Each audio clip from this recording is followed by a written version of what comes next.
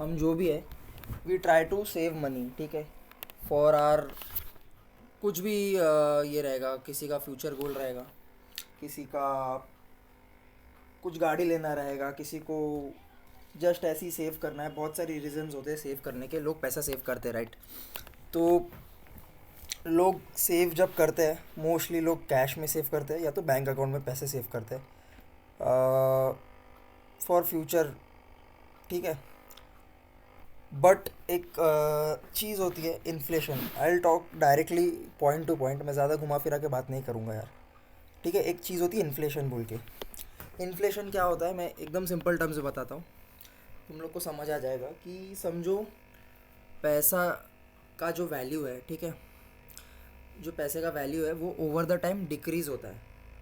मतलब समझ लो कि आज अगर 100 रुपीज़ में मेरे को एक डेयरी मिल्क सिल्क मिल रहा है, ठीक है, तो मेरे को नेक्स्ट ईयर शायद उसके लिए 5 रुपीज़, 6 रुपीज़ या 10 रुपीज़ एक्स्ट्रा पे करना पड़े। ये एवरी ईयर होता है। तो इसका मतलब ये है कि जो 100 रुपीज़ का जो वैल्यू है वो डिक्रीज़ हो गया। मेरे को जो 100 रुपये की चीज़ मिल रही थी वो मैं 110 रुपये पे ख़रीद रहा हूँ अभी, ठीक है। तो इसको हम लोग मोस्टली इन्फ्लेशन समझेंगे। एंड और भी इजी टर्म्स में बताऊंगा तो, जैसे भी अगर we are doing any job, हम जो कोई जॉब कर रहे हैं, तो एक सेकंड, हाँ, हम कोई जॉब कर रहे हैं तो एवरी ईयर सबका सैलरी हाइक होता है 7%, 6%, सबने सुना रहेगा, अप्रेजल बोलते हैं जिसको। तो सबका जब अर्निंग कैपेसिटी बढ़ जाता है तो people tend to spend more, right. अगर समझो कि कोई 20,000 कमा रहा है एंड अगले साल उसका सैलरी 25,000 हो गया, तो अगर वो 20,000 पे 10,000 खर्चा करता था, तो now he will try to spend more. 25,000 पे वो शायद 12,000 खर्चा करे, 15,000 खर्चा करे, तो उसका स्पेंडिंग कैपेसिटी बढ़ जाता है। तो जो कंपनीज़ है वो लोग देख रहे हैं कि लोगों का स्पेंडिंग कैपेसिटी बढ़ रहा है, तो they also need to increase their profit, right. एक ही प्रॉफिट पे तो वो लोग चलेंगे नहीं, तो they try to increase the price of the product, ठीक है। तो it is a very big cycle. वो साइकिल समझाने जाऊँगा तुम लोग को बोरिंग लगेगा, तो जस्ट ऐसी समझ लो कि जो वैल्यू ऑफ मनी है वो एवरी ईयर 5 to 6% या 6 to 7% डिक्रीज़ होता है। उसको इन्फ्लेशन बोलते हैं। मतलब समझ लो आज का जो 10 लाख का वैल्यू है, आज 10 लाख अगर एक तुमको स्विफ्ट डिज़ायर खरीद के दे सकता है, 5 साल बाद 10 लाख से you can't buy a Swift Dzire, ठीक है। तुमको तभी 12 लाख, 13 लाख, 14 लाख देना पड़ेगा। तो दैट इज़ इन्फ्लेशन। अब इन्फ्लेशन का जो रेट है इंडिया में वो है 6 to 7% एनुअली। तो if you are spending, I mean saving money for your future goal, तो तुम्हारा over the time value of money तो डिक्रीज़ हो रहा है ना, ग्रोथ तो नहीं हो रहा। अगर तुमने समझो हर महीने बचा रहे हो हज़ार, समझो 5,000 रुपये हर महीने यू आर सेविंग, तो साल का 60,000 यू आर सेविंग। तुम्हारा गोल है कि मेरे को 10 साल में 6 लाख सेव करना है, और 6 लाख से मेरे को 10 साल बाद यूरोप का ट्रिप मारना है। तो 10 साल बाद वो 6 लाख का वैल्यू, अगर अभी 6 लाख का यूरोप का ट्रिप हो रहा है, तो 10 साल बाद तो वो 6 लाख में यूरोप का ट्रिप नहीं होगा, तभी 8 लैक्स 9 लैक्स हो जाएगा, राइट। तो तुम्हारे सेव करने का पैसे का मतलब ही नहीं हुआ। इसीलिए पीपल इन्वेस्ट। अभी तुम लोग बोलो कि इन्वेस्टमेंट बहुत रिस्की है, पैसा डूब गया तो क्या, पैसा डूब गया तो क्या। रिस्क तो इधर भी है ना, तुम्हारा पैसा तो इधर डूब ही रहा है, डिक्रीज़ ही हो रहा है, तुम्हारा वैल्यू ऑफ मनी तो डिक्रीज़ ही हो यस रहा है। सर। तो इस वजह से people invest their money, surplus money हो या कोई स्पेसिफाइड अमाउंट ऑफ मनी हो, जिसको जो सेव नहीं करता वो डायरेक्ट इन्वेस्ट करता है, वैसा भी है। तो because of inflation, because of specific goals in life, या तुम्हारा जो सरप्लस मनी है, सरप्लस मनी मतलब जो एक्स्ट्रा पैसा पड़ा हुआ है उसको कहीं पे रखने के लिए पीपल इन्वेस्ट। इतना लोगों को समझ में आ गया कि इन्फ्लेशन क्या है और इन्वेस्टमेंट क्यों करना चाहिए। यस या नो लिख दो अगर नहीं समझा तो चैट बॉक्स पे।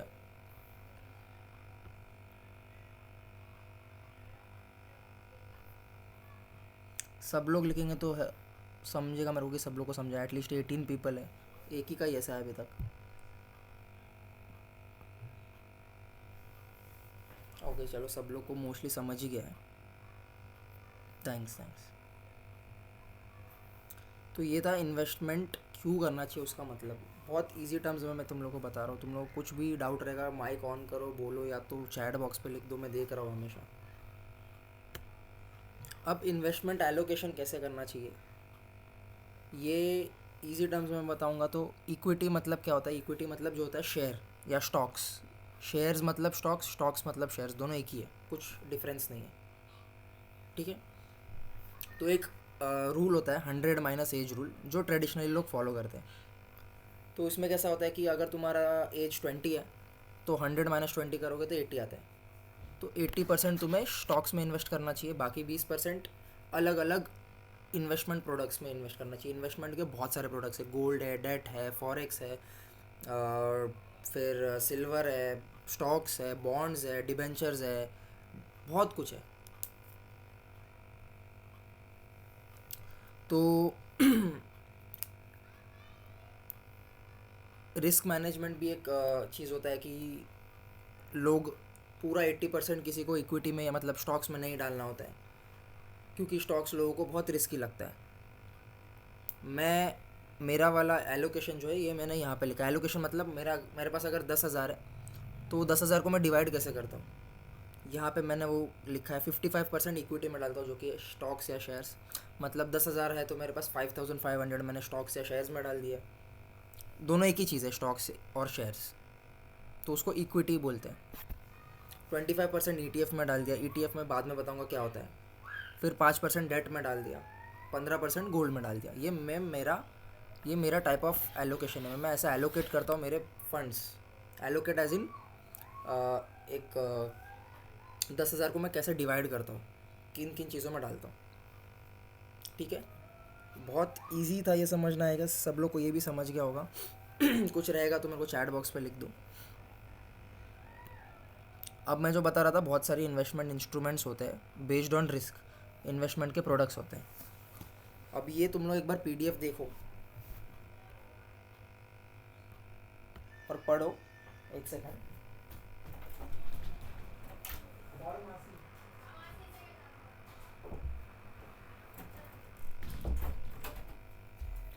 तो इसमें क्या दिख रहा है तुम लोग को, 3 टाइप के इंस्ट्रूमेंट्स है इन्वेस्टमेंट के। ओके, एक है लो रिस्क इंस्ट्रूमेंट, जिसमें आता है FD, जो सब लोग इंडियंस लोगों का फेवरेट है।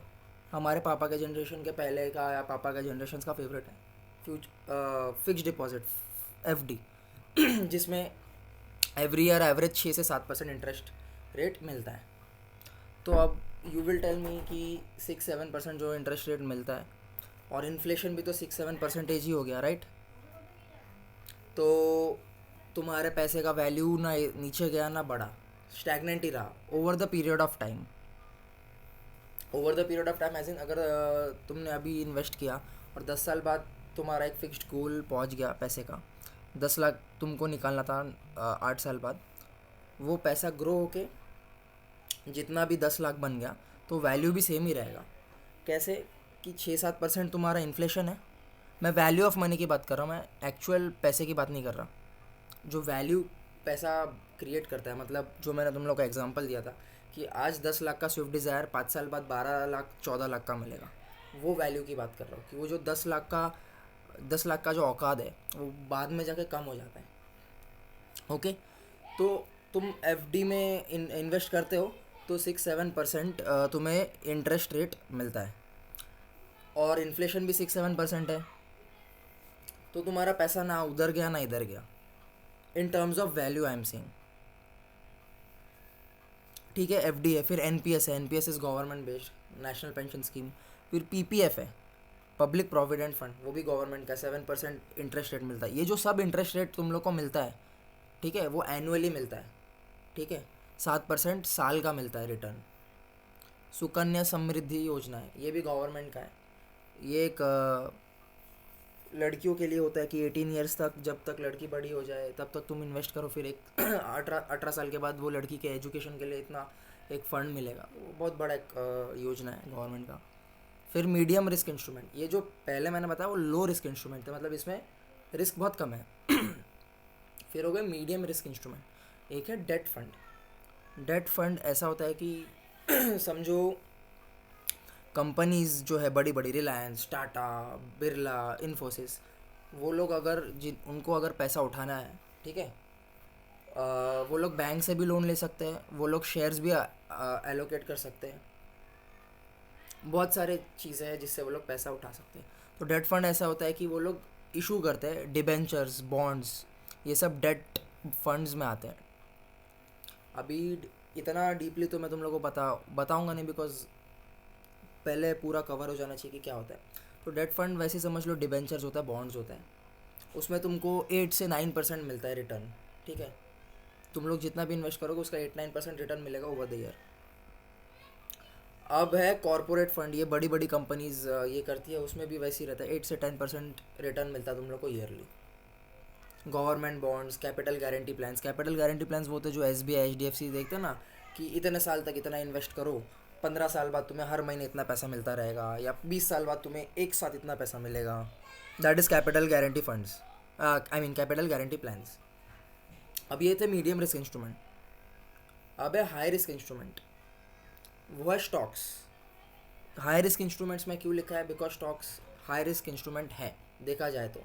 अगर आपका विजन ही है कि 1 साल में 2 साल में निकाल लेंगे यार, अगर आपने अच्छे कंपनी में पैसा लगाया तो आप you have to wait for long term. Long term में आपको अच्छा रिटर्न मिलेगा ही। अगर आपने कोई ऐसी आलतू फालतू कंपनी के स्टॉक में पैसा लगा दिया और बोला यार पैसे तो मेरे चले गए, 20% कम हो गया, 30% कम हो गया, एंड फिर सब लोग बोलते हैं यार स्टॉक मार्केट जुआ है, ये है वो है, ऐसी बिना जाने कोई भी इन्वेस्ट कर देता है और फिर स्टॉक मार्केट को आके बोलता है ये जुआ है, तो दैट वैसे वर्क ही नहीं करता स्टॉक मार्केट। स्टॉक मार्केट उसी को रिवॉर्ड देता है जो पेशेंस के साथ बैठा रहता है अच्छी कंपनीज में पैसा डाल के। बॉटम लाइन इज़ अच्छी कंपनी में पैसा डाल के। तुम इन्फोसिस में डालो, रिलायंस में डालो, टाटा में डालो, बिरला में डालो, L&T में डालो, ये सब इतनी इतनी इतनी अच्छी कंपनीज है। HDFC बैंक हो गया, IDFC फर्स्ट बैंक, फिर ICICI बैंक। अगर तुम ये सब बड़े बड़े अच्छे कंपनीज में पैसा डाल के रखोगे, 1 साल 2 साल में वो लोग नेगेटिव रिटर्न देंगे, लेकिन अब जब 15-20 साल बाद देखोगे ना तो उनका रिटर्न काफ़ी अच्छा खासा है। तो लोग स्टॉक्स में आते हैं 1-2 साल का विजन लेके और फिर पैसा डूब जाता है खुद ही बिना जाने। तो दे टेल कि यार स्टॉक मार्केट जुआ है, गैम्बलिंग है, मत करो, गंदा है, रिस्क बहुत है। कुछ भी चीज़ है बिना चीज़ जाने करोगे तो एवरीथिंग इज़ रिस्की। फिर म्यूचुअल फंड्स हैं, जिनको स्टॉक्स के बारे में नहीं पता, जिनको स्टॉक्स में ज़्यादा टाइम नहीं देना। म्यूचुअल फंड है, म्यूचुअल फंड क्या करता है, आपका मतलब 10,000 लोगों से पैसा लेता है। अब उसमें एक फ़ंड मैनेजर होता है, उसके पास दिमाग होता है हाँ मेरे को ये स्टॉक में लगाना है, ऐसे 15-20 स्टॉक खरीद लेता है, ठीक है, और वो आपका पैसा उसमें डाल देता है। फंड मैनेजर ये करता है। मतलब समझो कि म्यूचुअल फंड ऐसे भी होते हैं कि एक फ़ंड ने आपका पैसा 15 स्टॉक में लगा दिया, एक फ़ंड ने आपका पैसा स्टॉक्स में भी लगाया, फिर गोल्ड में भी लगाया, फिर डेट फंड में भी लगाया। इससे बहुत सारे टाइप्स ऑफ म्यूचुअल फंड्स होते हैं। म्यूचुअल फंड्स थोड़े स्टॉक से कम रिस्की है। फिर यूलिप हो गया, यूनिट लिंक्ड इंश्योरेंस प्लान। इसमें कैसा रहता है, आपको इंश्योरेंस भी मिलता है और आपका इन्वेस्टमेंट भी होता है। ये लोग टैक्स सेविंग के लिए करते हैं, यूलिप जो है टैक्स सेविंग पर्पस के लिए होता है ये मोस्टली।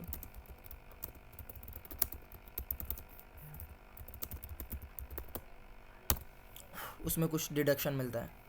फिर क्रिप्टो आ गया, ये तो बहुत हाई रिस्क एसेट है। Crypto currency, bitcoin, Solana, Ethereum, तो वो बहुत रिस्क हो गया।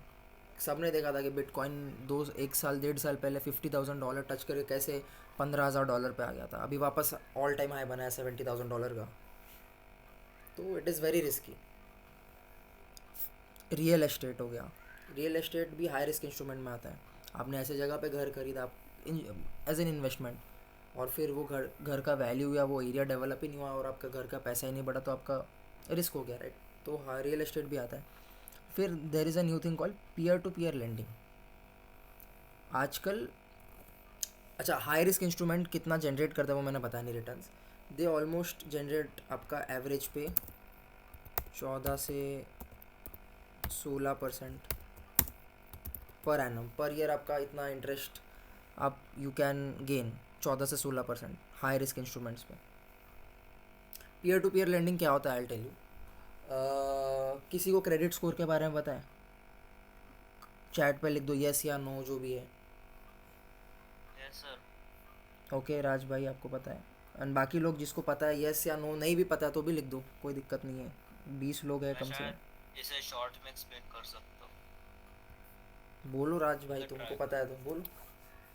क्रेडिट स्कोर मतलब, अगर मैं एग्जांपल लूँ क्रेडिट कार्ड का, तो फिर अगर हम लोग किसी भी चीज़ का क्रेडिट लिया है, सपोज आपने 10,000 लिया है, तो फिर अगर आपने उसे टाइम पे पेमेंट कर दिया, एडवांस में पेमेंट कर दिया, तो उसके बेसिस पे स्कोर निकाला जाता है।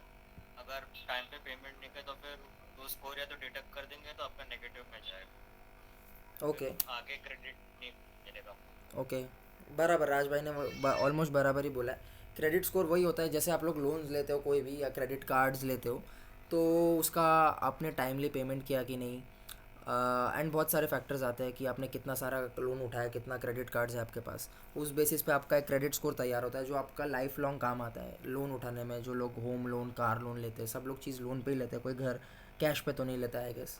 तो for that reason credit score plays an important role. Credit score का जो रेंज होता है वो होता है, क्रेडिट स्कोर का जो रेंज होता है वो होता है 300 से लेके 900 तक। And anything over 750 is considered a good score. Anything over 750 is considered a good score.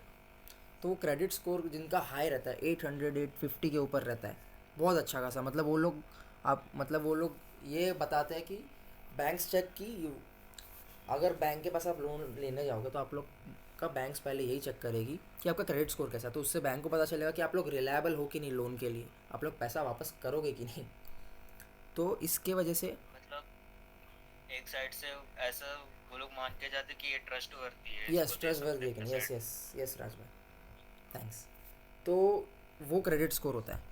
तो जिनका हाई क्रेडिट स्कोर होता है 850 900, मतलब जिनका रिलायबिलिटी 90% से ऊपर है, तो वो लोग आते हैं पीयर टू पीयर लेंडिंग में। देर आर मैनी ऐप्स, एक हो गया लैंड बॉक्स करके, विच आई नो।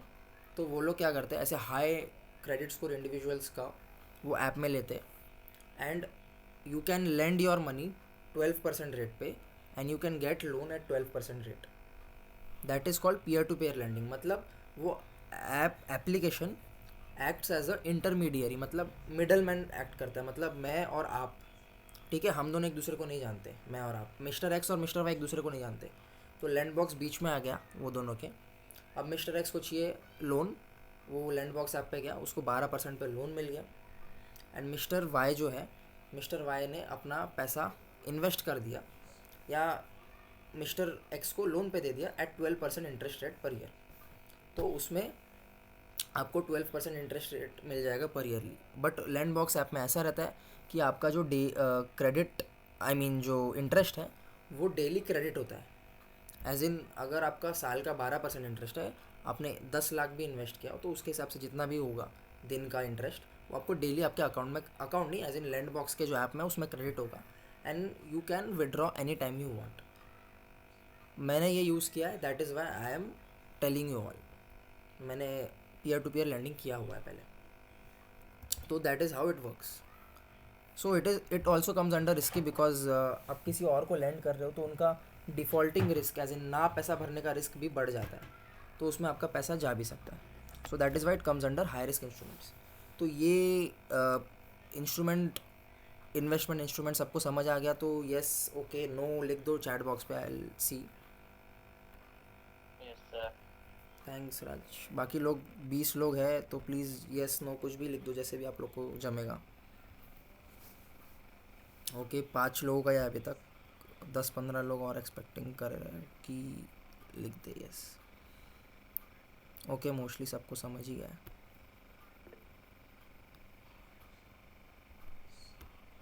सर्वर मत बोलो यार, मैं तुम्हारी एज का हूँ यार, सर्वर मत बोलो।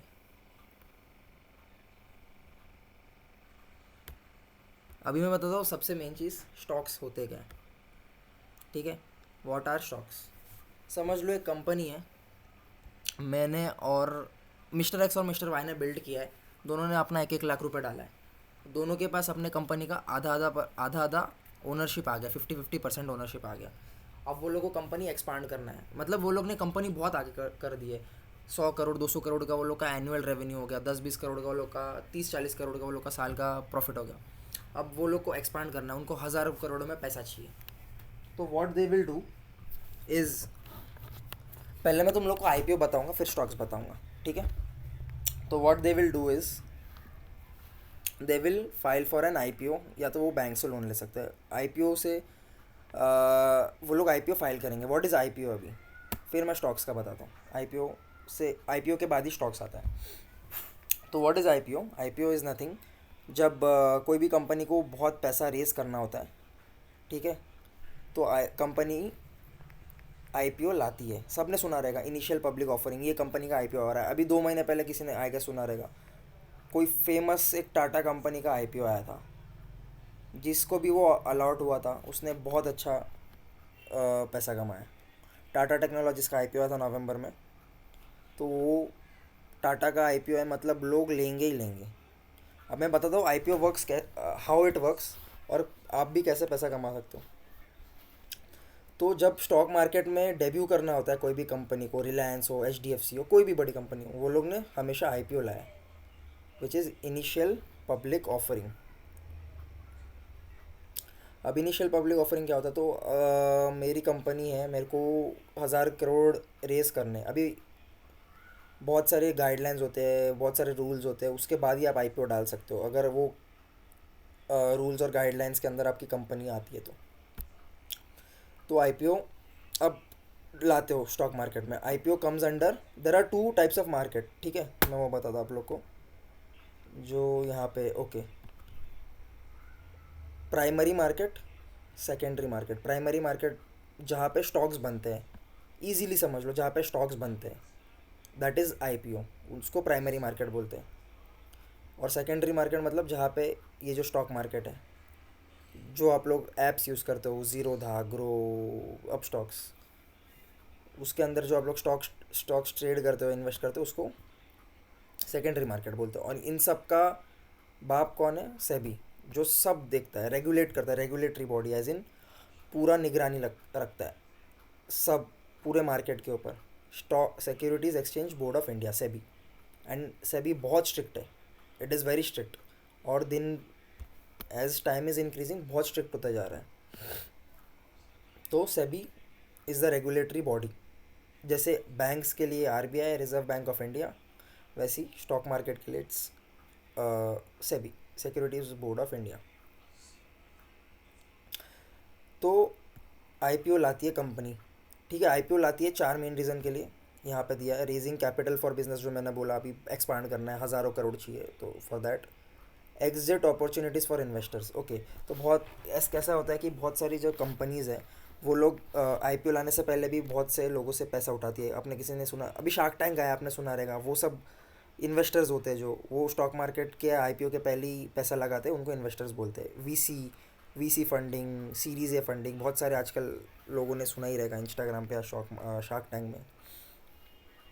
तो वो लोग जो वैल्यूएशन पे पैसा लगाते हैं, तो वो लोग को एग्जिट करना रहता है। मतलब समझो मैंने कोई कंपनी है जिसने अभी तक कुछ मार्केट में गई नहीं है, कोई स्टार्टअप है, उस पर मैंने पैसा लगाया, कंपनी बहुत बड़ी होगी, उसका वैल्यूएशन भी बढ़ेगा, वो प्रॉफिट कमा रही है, सेल्स कमा रही है, तो जो कंपनी का वैल्यू है वो भी बढ़ता जाएगा।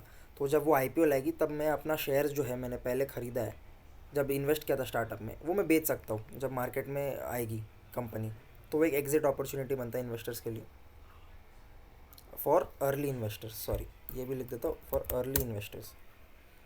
क्रेडिबिलिटी और ब्रांडिंग भी बढ़ती है कंपनी की। जो कंपनी स्टॉक मार्केट में, ऑफकोर्स उसका गुडविल बढ़ेगा, मतलब रेप्यूटेशन जो है उसका बढ़ेगा, क्रेडिबिलिटी रहेगी, लोग भरोसा करेंगे बिकॉज ये स्टॉक मार्केट में लिस्टेड है। और कोई कोई कंपनी डेट, मतलब जो कर्जा है अपने कंपनी के ऊपर, वो कम करने के लिए भी आईपीओ लाती है। तो अब आईपीओ कैसा होता है उसका मैं तुम लोग को ये बताता हूँ। मैं मोस्टली दो ये यूज़ करता हूँ। एक सेकेंड, स्क्रीन वापस मैं शेयर कर रहा हूँ, तुम लोग को दिखेगा तो प्लीज़, नहीं दिख रहा तो बता देना। स्क्रीन दिख रहा है अभी सब लोग को, वापस शेयर किया मैंने। यस नो लिख दो चैट बॉक्स पे, तो फिर I get to know. Yes, दिख रहा है, दिख रहा दिख रहा है ना, बाकी लोग को भी दिख रहा है, राइट? है। यस। कूल, सब लोग को दिख रहा है मोस्टली। तो ये आईपीओ कैसे यू कैन अर्न, या आईपीओ क्या होता है वो मैं बता देता हूँ। ये एक कंपनी है क्रिस्टल इंटीग्रेटेड सर्विसेज, जिसने अपना आईपीओ लाया। अब आईपीओ में कैसा है, चार चीज़ें मेन देखनी, तीन चार चीज़ें देखनी होती है। बिडिंग डेट्स, हम जो है छोटे मोटे इन्वेस्टर्स हैं उनको रिटेल इन्वेस्टर्स बोलते हैं, ठीक है। रिटेल या रेगुलर इन्वेस्टर्स या traders, retail traders, retail investors, retail word use होता है, या रेगुलर। ये थोड़ा मैं जूम कर देता तो अच्छे से दिखेगा। और हाँ, तो इसमें कैसा है कि बिडिंग डेट होता है कि ये 4 दिन के अंदर तुमको बिड करना है। मिनिमम इन्वेस्टमेंट 13,600 है।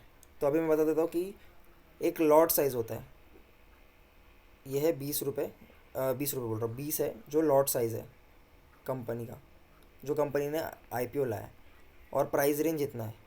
तो इसको तुम अगर कैलकुलेट करोगे तो तुम्हारा मिनिमम इन्वेस्टमेंट आएगा, ये देखो 20 को तुम मल्टीप्लाई करोगे 680 से, तो तुम्हारा मिनिमम इन्वेस्टमेंट आएगा 13,600। बट लोग जब अप्लाई करते हैं आईपीओ के लिए, ये इसको लोअर बैंड बोलते हैं, जो 680 रुपीज़ है उसको लोअर बैंड बोलते हैं, 715 अपर बैंड बोलते हैं। लोअर बैंड, अपर बैंड, समझा? 680 is lower band, 715 is upper band. कोई भी जो सब्सक्राइब करता है आईपीओ में, वो हमेशा अपर बैंड प्राइस पे ही सब्सक्राइब करता है, वरना लोअर बैंड पे किसी को आज तक आईपीओ मिला नहीं है, अनलेस वो बहुत ख़राब आईपीओ किसी ने भी सब्सक्राइब नहीं किया हो तब। वरना लोग ये अपर बैंड प्राइस पे ही सब्सक्राइब करते हैं, जो कि है 715 रुपीज़ इंटू 20। मतलब लॉट साइज़, मतलब लॉट समझ लो एक बैच का साइज़, एक बैच का साइज़ या एक क्लास का साइज़ 20 है। तो मतलब तुमको 20 शेयर मिलेंगे जब ये मार्केट में डेब्यू करेगा। डेब्यू एज इन जब मार्केट में लिस्ट होगा ये कंपनी का शेयर, तो तुम्हें 20 शेयर्स मिलेंगे। अब तुमने सब्सक्राइब किया 715 के भाव में 20 शेयर्स, मतलब 14,300 का तुम्हारा मिनिमम इन्वेस्टमेंट हो गया। यहाँ पे भी दिखेगा तुम लोग को 20 शेयर्स 14,300 रुपीज़ पे तुम लोग कर सकते हो सब्सक्राइब। अब तुम लोग एक लॉट की जगह पर 2 लॉट लिए, 3 4 5 6 कितना भी लॉट ले सकते हो। मिनिमम है रिटेल इन्वेस्टर्स के लिए 1,85,900, नहीं, हाँ, मिनिमम मतलब मैक्सिमम तुम लोग 260 ले सकते हो, एज इन 14 16 लॉट, नहीं सॉरी 12-13 लॉट तुम लोग मैक्सिमम सब्सक्राइब कर सकते हो 1,85,000। उसके ऊपर तुम लोग को सब्सक्राइब करने का, तो तुम लोग को apply as HNI to bid above 2 lakh rupees.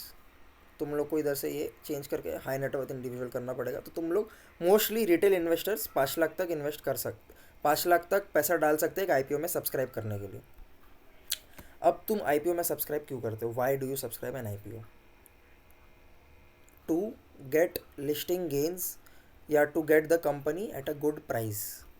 मतलब अगर तुमने ये आईपीओ सब्सक्राइब किया है 715 के भाव में 20 शेयर्स, अगर ये लिस्ट हुआ, जब लिस्ट होगा मार्केट में 18 तारीख तक बिडिंग डेट है, मतलब कल तक लास्ट बिडिंग डेट है, उसके 5-6 दिन बाद लिस्ट हो जाता है वो स्टॉक मार्केट के अंदर। तो जब लिस्ट होगा वो एक प्रीमियम पे लिस्ट होता है या तो डिस्काउंट पे लिस्ट होता है। अब इसको कैसे पता करें कि कंपनी का जो शेयर्स है वो प्रीमियम पे लिस्ट होगा कि डिस्काउंट पे लिस्ट होगा? यहाँ पे नीचे तुम लोग आ जाओगे तो कंपनीज का इन्फॉर्मेशन दिख जाता है। कोई भी ब्रोकर में तुम यूज़ करो, ग्रो में यूज़ करो, ज़ीरोधा, काइट, किस पे भी यूज़ करो, तो यहाँ पे लिखा रहेगा स्ट्रेंथ्स क्या है, रिस्क क्या है कंपनी के, ठीक है। फिर फाइनेंशियल्स देखेंगे। फाइनेंशियल्स तुम्हें देखना जब तुम आईपीओ के लिए सब्सक्राइब करते हो कि क्या है फाइनेंशियल्स कंपनी का। रेवेन्यू कैसा है? 471 करोड़ है 2021 में, फिर बढ़ रहा है, 550 हुआ, ऑलमोस्ट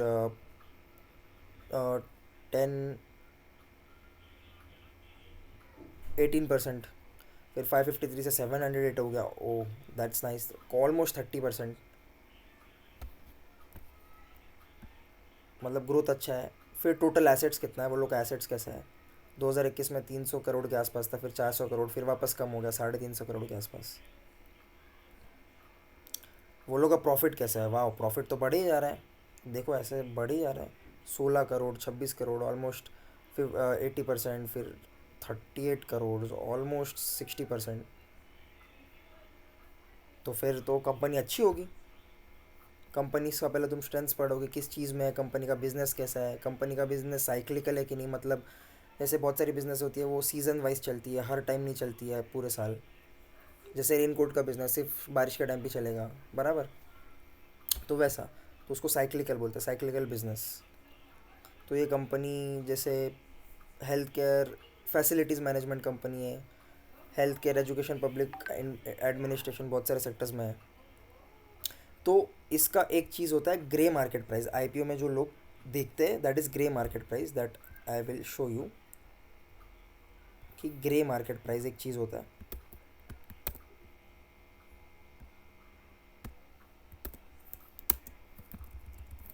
टू चेक कि आईपीओ अच्छा है कि नहीं, जीएमपी सर्च करोगे, ये वेबसाइट मैं यूज़ करता हूँ मोस्टली, आईपीओ वॉच, इसमें चले गए। अब नीचे तुम्हें दिखेगा कि जीएमपी क्या है, ग्रे मार्केट प्राइस क्या है, मतलब लोग 35 रुपीज़ प्रीमियम पे लिस्ट होगा ये एक्सपेक्ट कर रहे हैं। 715 रुपीज़ पे अपर बैंड पे ही हमेशा प्रीमियम पकड़ना होता है, 715 रुपीज़ पे 35 रुपीज़ और प्रीमियम पे लिस्ट होगा। मतलब अगर तुमने समझो 715 रुपीज़ पे 20 शेयर्स के लिए सब्सक्राइब किया और तुम्हें मिल गया, ये लॉटरी सिस्टम पे वर्क करता है, ये बहुत लोग अप्लाई करते हैं, किसी को नहीं मिलता, किसी को मिलता है, इट इज़ वेरी हार्ड, ठीक है। 715 पे तुमने 20 शेयर्स के लिए अप्लाई किया, 14,300, और उधर दिखा रहा है, इधर दिखा रहा है देखो 35 रुपीज़ का प्रीमियम पे ये लिस्ट हो सकता है। आईपीओ जीएमपी बोलते हैं इसको, ग्रे मार्केट प्राइस, जीएमपी। तो तुम सीधा सीधा इधर जाओगे, कैलकुलेटर में चेक करोगे तुम्हें कितना फ़ायदा हो सकता है। 715 इंटू 20 सॉरी 715 इंटू 20 इज़ 14,300। अब प्रीमियम दिखा रहा है 30 रुपीज़, तो 715 प्लस 30 रुपीज़ करोगे तुम लोग, 745 इंटू 20 का जो तुम्हें शेयर्स मिला, तुम्हें 600 रुपये का फ़ायदा हो सकता है, ठीक है। जब ये मार्केट में लिस्ट होगा तो लोग अप्लाई करते हैं लिस्टिंग गेंस के लिए, इसको लिस्टिंग गेंस बोलते हैं, कि मार्केट में जैसी लिस्ट हुआ ये शेयर प्रीमियम पे तुमने बेच दिया, तो तुमने जो कमाया उसको लिस्टिंग गेंस बोलते हैं, लिस्टिंग, LISTING, लिस्टिंग गेंस। तो इसके लिए you can apply for an IPO, लोग इसके लिए सब्सक्राइब करते हैं, जिसको बोलते हैं लिस्टिंग गेंस। ओके, इधर दो बहुत लोगों ने लिखा आईपीओ कंपनी इंट्रोड्यूस करती है, वी एज ए इन्वेस्टर उसमें पैसा डालते हैं, यस बराबर, डेडेविल।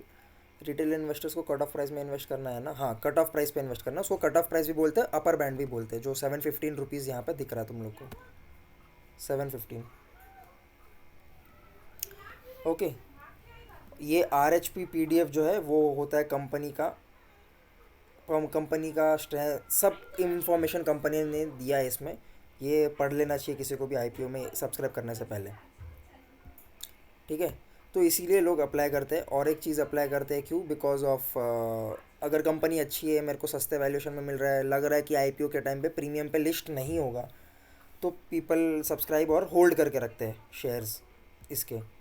तो अभी आईपीओ में तुम लोग को दिखाता हूँ कैसे कमा सकते हैं। जैसे ये देखो, अब ये देखो आईपीओ में होता ये भी है, क्या बोलते हैं उसे, लॉस भी होता है। जैसे ये देखो, listed at 351 rupees for 12.47% loss, 401 में इसका इशू प्राइस हुआ है, इशू प्राइस इसका 401 था, मतलब जो अपर बैंड होगा वो 401 रुपये था।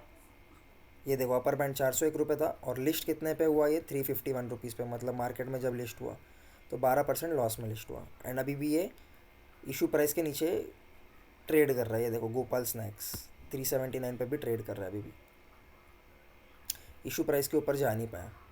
मतलब अगर मैंने सब्सक्राइब किया होता 401 रुपये पर मेरे को ये मिलता, और ये 379 पे अभी भी चल रहा है, मतलब मैं 20 रुपये के लॉस पे होता 37 शेयर्स पे। एक लॉट मैंने अप्लाई किया और मेरे को मिला होता तो ऐसा भी होता है। फिर ये है श्री कारनी फैबकॉम, इसका इशू प्राइस 227 था, मतलब upper band, issue price upper band almost same, दोनों सेम चीज़ है। और ये लिस्ट हुआ 260 पे, तो 30 रुपये का इसका ये हुआ, प्रीमियम पे लिस्ट हुआ। ये डिस्काउंट पे लिस्ट हुआ, 50 रुपीज़ डिस्काउंट पे लिस्ट हुआ, ये जो था गोपाल स्नैक्स अभी देखा। ऐसे बहुत सारे अभी आए थे। सबसे फेमस जो आया था वो था टाटा टेक, वो इसमें अभी दिखा नहीं रहा है। और एक दिखाता हूँ मैं जो अच्छे प्रीमियम पे लिस्ट हुआ था, ये है Exicom tele systems. I think Doms को भी आया था एक बार 500 कुछ ऐसे या 700 में। हाँ, बहुत सारे कंपनीज़ है जिनका अच्छा खासा ये प्रीमियम पे लिस्ट हुआ है। जैसे ये है विबोर स्टील, देखो 178% गेंस पे लिस्ट हुआ है, 178%। 151 रुपीज़ का इसका इशू प्राइस था, लिस्ट हुआ है 421 रुपीज़ पे, ऑलमोस्ट 270 रुपीज़ ज़्यादा।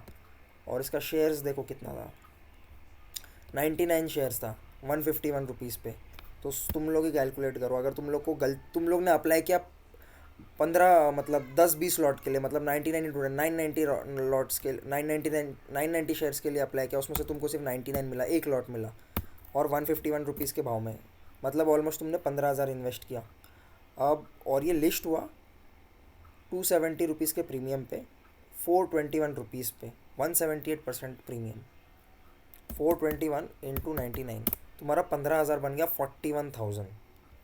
मतलब 15,000 तुम्हारा तुमने समझो 1 लाख लगाया, तुम्हारा सिर्फ 15,000 का लगा। तुम्हारे बैंक अकाउंट से जितना लगा है उतना ही पैसा कटेगा। अगर तुम्हारा आईपीओ लगा ही नहीं तो पैसा वापस आ जाएगा। और वो भी पैसा कटता कब है, जब तुम्हें आईपीओ लगता है, वरना तुम्हारा पैसा अकाउंट में सिर्फ ब्लॉक्ड रहता है। पैसा कटता नहीं है कभी बैंक अकाउंट से, अनलेस तुम्हें आईपीओ सब्सक्राइब हुआ हो, वरना सिर्फ ब्लॉक्ड रहता है वो अमाउंट। बस तुम उसको यूज़ नहीं कर सकते, एक्चुअल में पैसा कटा नहीं रहता है, डेबिट नहीं हुआ रहता है। तो 41,000 तुम्हारा प्राइस आ जाता, मतलब 41,000 माइनस 15,000, 26,000 का तुमको फ़ायदा होता था 15,000 लगा के। तो IPO is a good way, but तुमको पता रहना चाहिए कि कंपनी कैसी है, प्रीमियम्स अच्छे हैं कि नहीं, हवा कैसा है कंपनी का मार्केट के अंदर, एंड ऑल। ठीक है, ये हो गया आईपीओ। अभी सबको मोस्टली आईपीओ समझ आ गया, तो प्लीज़ बता दो आईपीओ क्या है, क्यों था, क्या था। प्लीज़ बता दो आईपीओ सब लोग को समझा कि नहीं। आईपीओ मतलब मैं शॉर्ट में एक्सप्लेन करूँ क्या, मतलब मेरी क्लियरिटी के लिए। हाँ हाँ ब्रो, कर दे, कोई दिक्कत नहीं है। बाकी सब लोग को भी समझा दो आईपीओ प्लीज़, मतलब यस नो कर दो जो भी है। हाँ तो बोल राज ब्रो। आईपीओ मतलब सपोज कोई ये ग्लास इंडस्ट्री में से कोई एक कंपनी हम लोग को एक नया शेयर इशू कर रहे हैं, क्योंकि उन लोग को इनिशियली पैसों की ज़रूरत है, लेकिन अगर वो लोन लेके तो उन्हें टेंशन आ रहा है। तो फिर अगर मॉनेटरी सर्कुलेशन को बढ़ाना है और दोनों टाइप से मतलब दोनों तरफ मॉनेटरी सर्कुलेशन रहेगा, तो फिर ये ज़्यादा इकोनॉमी में बूम करा सकता है। तो फिर वो लोग आईपीओ शेयर कराते हैं, और उसके बाद फिर इन्वेस्टर भी हैप्पी रहेगा अगर कंपनी अच्छा परफॉर्मेंस दे रही है तो। ओके, या गुड, ओके राज, ओके। तो बेसिकली एक्सपांड करने के लिए बिजनेस और बहुत अच्छा कैपिटल रेस करने के लिए people, I mean companies IPO issue करती है, एंड बहुत सारी गाइडलाइंस और फ्रेमवर्क्स रहते हैं सभी का, उसके बाद ही यू कैन इन्वेस्ट आईपीओ। और आईपीओ का मतलब आईपीओ का जो प्रोसेस होता है वो बहुत लंबा होता है, 2-3 साल से लोग प्लानिंग करते हैं आईपीओ लाने का, बहुत सारा पेपर वर्क ये वो रहता है, फिर जाके 2 साल बाद 2.5 साल बाद लोग आईपीओ लाते हैं, ऐसा होता है। It is a very big time taking process. तो मोस्टली सम हाँ बोलो रीमा, टेल मी। एक्चुअली तुमने कहा ना कि पैसा ब्लॉक हो जाता है या फिर कटता है, कैन यू एक्सप्लेन दैट? देखो तुमने अभी बिडिंग डेट है ये आईपीओ का ही समझ लो, क्रिस्टल इंटीग्रेटेड सर्विस का, तुमने कल सब्सक्राइब किया, ठीक है। तुमने एक लॉट नहीं किया, तुमने समझो 5 लॉट के लिए किया, 71,000 तुम्हारे अकाउंट में ब्लॉक्ड होगा। व्हाट डज ब्लॉक मीन, यहाँ पे भी लिखा है कि तुम्हारे अकाउंट में वो पैसा ब्लॉक्ड रहेगा, डेबिट नहीं होगा। मतलब समझो कि तुम्हारे बैंक अकाउंट में 1 लाख रुपए, तो तुम्हें तुम्हारे बैंक अकाउंट में 1 लाख रुपए ही दिखेंगे, वो पैसा सिर्फ 71,000 जो पैसा है वो ब्लॉक्ड रहेगा, वो डेबिट नहीं होगा। मतलब तुम्हारे अकाउंट से कट नहीं जाएगा, पैसा निकल नहीं जाएगा। कब निकलेगा, अगर तुम्हें वो आईपीओ सब्सक्राइब या शेयर्स अलॉट हुए, तभी ये 71,500 रुपीज़ तुम्हारे बैंक अकाउंट से डेबिट होगा या कटेगा, उसके पहले नहीं और कटेगा। और अगर आईपीओ अलॉट ही नहीं हुआ तो तो पैसा आईपीओ अनब्लॉक हो मिलेगा? जाएगा, ओके ओके। पैसा अनब्लॉक हो जाएगा, वो 2-3 दिन के बाद अंदर ही अनब्लॉक हो जाएगा। मतलब अगर bidding date, last bidding date कल 18 है, अलॉटमेंट का भी एक दिन रहता है कि तुमको पता चल जाता है उस दिन की अलॉटमेंट होगा कि नहीं, कोई वेबसाइट है वहाँ पे जाके चेक करना पड़ता है तुम्हारे पैन कार्ड के नंबर से। तो फिर जिस दिन अलॉटमेंट आया उस दिन तुम्हें अलॉट नहीं हुआ, तुम्हारा नाम नहीं दिखा उसके वेबसाइट के उधर, तो फिर तुम्हें समझ आना तुम्हारा जो पैसा ब्लॉक्ड है वो 1-2 दिन में वापस अनब्लॉक हो जाएगा. That's the okay, process. Thank you. तो ये है आईपीओ का सीन. और अब मैं तुम लोग को स्टॉक्स बता देता हूँ. स्टॉक्स तुम लोग को समझ ही गया रहेगा कि एक कंपनी है, उसका एक छोटा ओनरशिप तुम्हें मिल जाता है, उसको स्टॉक्स या शेयर्स बोलते हैं. स्टॉक्स भी बोलो तुम, शेयर्स भी बोलो तुम, उसको इक्विटी भी बोल सकते हो. ये तीनों एक ही चीज़ है. तो एक कंपनी का छोटा शेयर तुम्हें मिल जाएगा, तुम्हें एक कंपनी का अर्निंग का तुम्हें छोटा शेयर मिलेगा, उसको बोलते हैं स्टॉक्स या शेयर्स या इक्विटी. जितना ज़्यादा स्टॉक्स तुम्हारे पास होगा उतना ज़्यादा तुम कंपनी के मालिक बनोगे, परसेंटेज ऑफ ओनर. ठीक है, उसको स्टॉक्स बोलते हैं इजी भाषा में. तुम लोग को मैं अभी डायरेक्ट यही दिखाता हूँ कि कैसे स्टॉक्स ट्रेड होते हैं, और इसमें सब चीज़ बता देता हूँ क्या है क्या नहीं. ये तो निफ्टी हो गया. ये देखो, ये स्टॉक समझ लो NHPC, 82 रुपीज़ पर चल रहा है. ठीक है, this is a stock called NHPC. Government company है, पावर सेक्टर में. तो 82 रुपीज़ पर भी ट्रेड कर रही है. अब दो चीज़ होती है इसमें स्टॉक्स में, वो है कि ओके, पार्टिसिपेंट्स कौन होते हैं मार्केट के, ये भी इजीली मैं बताता हूँ. सेबी तो तुम लोग को मैंने बताया कि जो RBI जो है बैंक्स के लिए जो मॉनिटर करता है बैंकिंग पूरा इंडिया का, वो सेबी है. Securities exchange board of India सब देखता ही है. And SEBI is very strict with its policies, rules, regulation, सब चीज़ से. स्टॉक एक्सचेंजेस दो टाइप के, एक है नेशनल स्टॉक एक्सचेंज, एक है BSC, Bombay stock exchange. Bombay stock exchange सबसे पुराना स्टॉक एक्सचेंज है ऑलमोस्ट पूरे वर्ल्ड का. 1870s में एस्टेब्लिश हुआ था. और नेशनल स्टॉक एक्सचेंज नया है. दोनों ही मुंबई के अंदर है, दोनों ही मुंबई में. अब ये जो स्टॉक मार्केट बॉडी है NSE BSE, ये दोनों के अंदर शेयर्स ट्रेड होते हैं.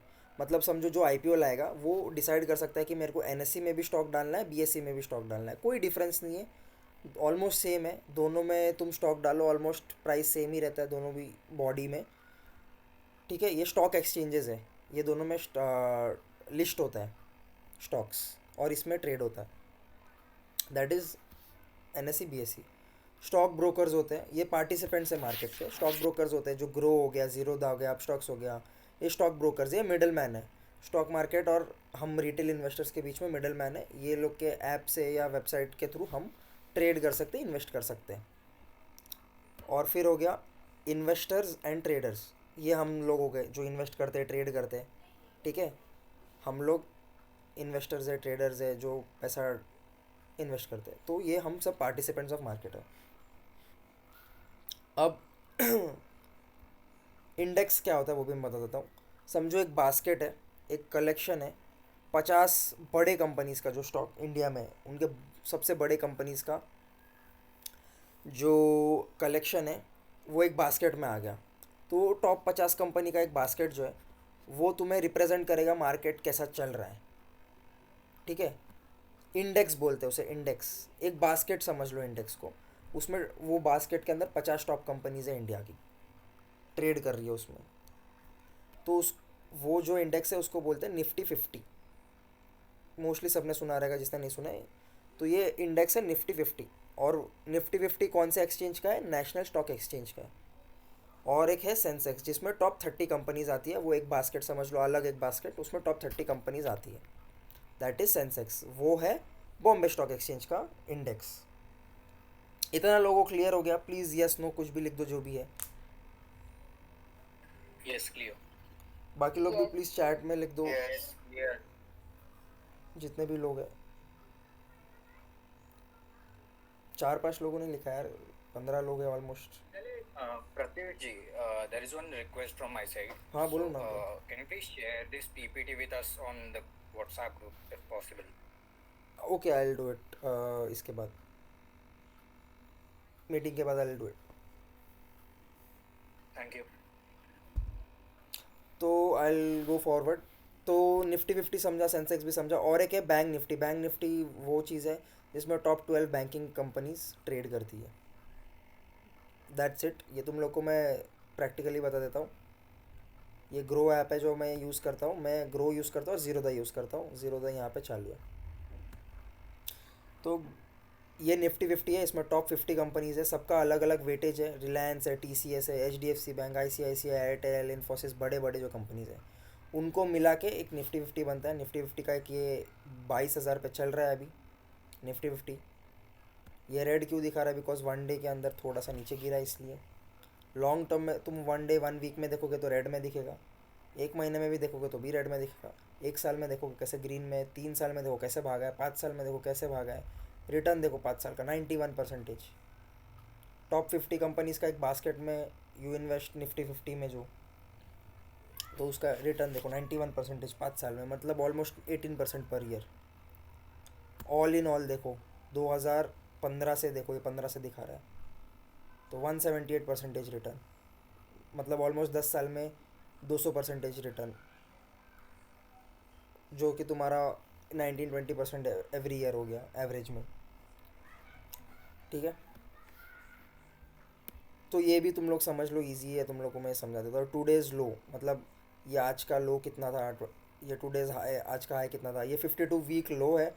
1 साल का सबसे लो पॉइंट कितना था निफ्टी का, 52 वीक हाई। 1 साल में सबसे हाई में कितना निफ्टी गया था, ये आज के दिन में कितना ओपन में हुआ और कितने में पिछले ट्रेडिंग सेशन में कितने पे क्लोज हुआ। 22,000 पे 146 पे क्लोज, और आज ओपन हुआ 22,064 पे। आज मतलब मैं फ्राइडे की बात कर रहा हूँ, बिकॉज सैटरडे संडे मार्केट्स बंद रहते हैं। एक सेकंड, कुछ तो चैट। स्कोर का क्या मतलब, कौन सा स्कोर भाई? ये जो 22,000 है ये स्कोर नहीं है, एक पॉइंट समझ लो कि ये जो टॉप 50 कंपनीज़ है निफ्टी 50 में, उसको कैलकुलेट करके एक पॉइंट्स बनाया गया है, और सबका वेटेज अलग है। सबका वेटेज अलग है, एज इन मैं तुम लोग को बता देता हूँ ईजी।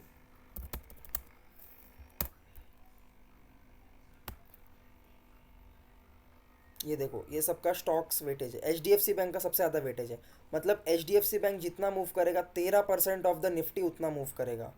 रिलायंस है उसके बाद, मतलब रिलायंस जितना मूव करेगा दिन में उसका 9% का निफ्टी मूव करेगा। ऐसे टोटल 100% ये सब 50 स्टॉक में मिला के ऐसे डिवाइडेड है। तो हैवी वेट जो स्टॉक है वो HDFC, रिलायंस, ICICI, इन्फोसिस, ये ऊपर के 5-10 कंपनीज ही डिसाइड करती है कि मार्केट कैसा मूव करेगा। वैसे ही निफ्टी मूव करता है, और निफ्टी डिसाइड करता है फिर मार्केट का मूड कैसा चलेगा आज के दिन। ऐसा होता है ये निफ्टी 50 हो गया, ये टॉप 50 कंपनीज़ है। फिर ये सेंसेक्स है, इसमें टॉप 30 कंपनी है। सेंसेक्स 72,000 पे चल रहा है। ठीक है, अब तुम लोग डायरेक्टली इसमें इन्वेस्ट नहीं कर सकते। सेंसेक्स में डायरेक्टली ऐसे देखो बाय सेल का ऑप्शन नहीं दिख रहा है, तो you can invest them 2 types में। इसको बोलते हैं इंडेक्स फंड्स होते हैं जो म्यूचुअल फंड में आते हैं। तो म्यूचुअल फंड में लोग इसलिए ये करते हैं इंडेक्स फंड के हिसाब से। निफ्टी 50 फंड लिखोगे तुम लोग तो म्यूचुअल फंड आ जाएगा कोई ना कोई। ये देखो, grow Nifty total market index direct fund, इसमें भी सेम स्टॉक है निफ्टी 50 जैसे। इसमें तुम SIP कर सकते हो, मतलब SIP मतलब सिस्टमेटिक इन्वेस्टमेंट प्लान। महीने का 5,000 रुपये डाल सकते हो, 10 रुपये से भी स्टार्ट कर सकते हो, 1,500 से भी, 500 से भी, जैसे तुम्हारा इच्छा। अब म्यूचुअल फंड में एक चीज़ होता है NAV मतलब समझ लो कि तुम्हारा शेयर का वैल्यू कितना है। तुम जब एक म्यूचुअल फंड कितने भी पैसे का खरीदते हो 1 टाइम का, तो तुम्हें NAV मिलता है। समझो तुम्हारा NAV का प्राइस अभी 11.72 चल रहा है, तो तुम्हें कितना NAV मिलेगा, तुम डिवाइड करोगे जितना पैसा तुम डाल रहे हो, 10,000 डाल रहे हो, डिवाइडेड बाय 11.72, तो तुम्हें 853 NAV मिलेगा। सॉरी 853 समझ लो शेयर्स मिलेगा। तो अब जैसे ये NAV का प्राइस बढ़ेगा, वैसे तुम्हारा वो 853 शेयर्स का प्राइस बढ़ेगा। ठीक है, देखो ये जैसे इधर 9 रुपीज़ का था NAV कब, पहले 1 नवंबर को। ये निफ्टी से क्या बोलते हैं, जुड़ा हुआ है। जितना निफ्टी बढ़ेगा उतना ये बढ़ेगा या कम होगा। तो NAV 9 रुपीज़ का था, जाके हाईएस्ट 12.09 का था। तो 9 रुपीज़ 10 रुपीज़ ऑलमोस्ट से 12 रुपीज़ तक गया था, 2 रुपये का फ़ायदा हुआ था। ठीक है, तो तुम 10,000 डालोगे तो तुम्हारा वो 2-3 महीने में बढ़ जाता है, बिकॉज निफ्टी भी 2-3 महीने में अच्छा खासा बढ़ा है। तो ये अलाइंड है म्यूचुअल फंड विद निफ्टी 50। अब हर एक इंडेक्स का निफ्टी म्यूचुअल फंड होता है, या इसको इंडेक्स फंड बोलते हैं। Because Nifty 50 is a index, Sensex is a index. तो इंडेक्स फंड्स बोलते हैं इसे। हाँ, बहुत सारे इंडेक्स आते हैं। देखो इधर देखो, निफ्टी स्मॉल कैप 250, मतलब स्मॉल कैप कंपनीज जो है, मतलब छोटी कंपनीज है जो 250 स्टॉक मार्केट के अंदर, उनका एक इंडेक्स फंड है। फिर मिड कैप है, जो मीडियम साइज कंपनीज है 150, उनका फंड है। फिर निफ्टी 50 का है। स्मॉल कैप 250 कंपनीज जो अभी ऊपर दिखाया, ये देखो। फिर ये रहा सेंसेक्स का भी फंड है, सेंसेक्स का।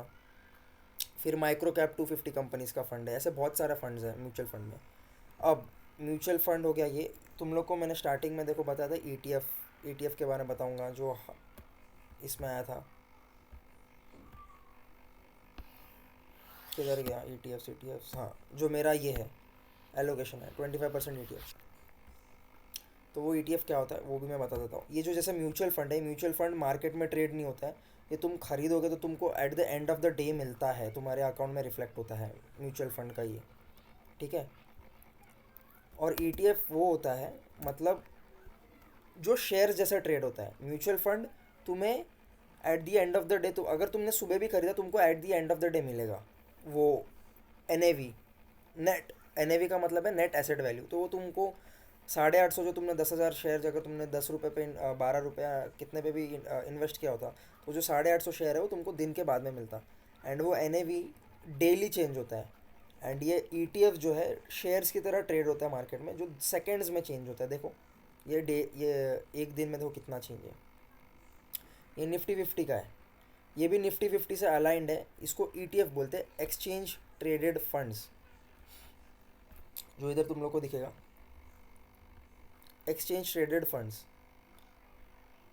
दे कैन बी एक्टिवली और passively managed by fund manager. Most ETFs are passive investment pegged to the performance of a particular index. Pegged मतलब उसके अलाइनमेंट में चलेगा। जितना निफ्टी रिटर्न देगा, नेगेटिव पॉजिटिव, जितना परसेंटेज उतना ही ETF रिटर्न देगा। That is the golden rule. तो हर एक इंडेक्स का वैसे ETFs होता है जो रोज शेयर्स जैसे ट्रेड होता है मार्केट में। जैसे 0.65% इसने नेगेटिव रिटर्न दिया एक दिन में। निफ्टी का भी देख लेते हैं, ऑलमोस्ट वैसे ही दिया 0.56, ऑलमोस्ट 0.10% का डिफरेंस है। 0.10 जो नेग्लिजिबल है, मतलब ध्यान देने लायक नहीं है, तो वो हो गया ETF। ऐसे गोल्ड का भी होता है, गोल्ड के ऊपर भी ETF है, जो गोल्ड के ऊपर पैक्ड है। गोल्ड जितना बढ़ेगा उतना रिटर्न देगा ETF। ये शेयर जैसा ट्रेड होता है मार्केट में। अब इसमें डिफरेंस क्या है, म्यूचुअल फंड और ETF में डिफरेंस क्या है? ये शेयर जैसा ट्रेड होते हैं ETF मार्केट में, और म्यूचुअल फंड का देखो orders are executed once per day, और जो भी इन्वेस्ट करता है उनको सेम प्राइस पे मिलता है at the end of the day. जो भी प्राइस डिसाइड करते हैं वो लोग कैलकुलेट करके, वो NAV, नेट एसेट वैल्यू, एक शेयर का। और ETF का 2-2 सेकंड में चेंज होता रहता है। तुमने 200 रुपये पे खरीदा तो कोई 203 पे खरीद सकता है। जैसे ये चेंज होता रहता है। किसी ने 55 रुपीज़ पे खरीदा, किसी ने 55.8 में खरीदा, किसी ने एक हफ्ते पहले 56 पे खरीदा। तो हर एक अलग अलग कंपनीज़ का अलग अलग ETF है। किसी ने गोल्ड का ETF बनाया है, निपॉन ने, SBI ने निफ्टी का ETF बनाया है। हर एक कंपनी बहुत सारे ETFs बनाती है, ठीक है।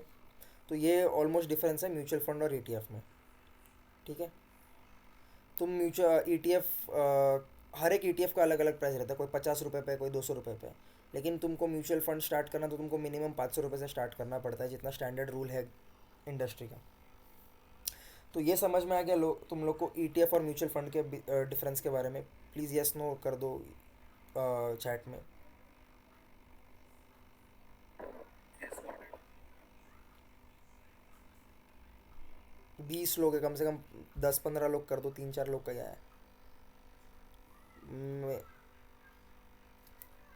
बेस्ट म्यूचुअल फंड कौन सा है भाई? ये तो मैंने म्यूचुअल फंड अभी तक स्टार्ट नहीं किया है, बिकॉज मैं ट्रेड करता हूँ, तो मेरा सारा पैसा ट्रेडिंग में लगा हुआ है। म्यूचुअल फंड में स्टार्ट करूँगा after a certain point of time. अभी तक मैंने चालू नहीं किया। मेरे हिसाब से बेस्ट कोई म्यूचुअल फंड रहेगा तो इंडेक्स फंड रहेगा। तुम निफ्टी 50 का म्यूचुअल फंड में डाल दो। निफ्टी 50 ऑफकोर्स लॉन्ग टर्म में अच्छा रिटर्न देगा ही, तो उसमें ही डाल दो। चलो मोस्टली 4-5 लोगों ने यस लिखा है, बट ठीक है। ETFs और म्यूचुअल फंड भी समझ आ गया अब।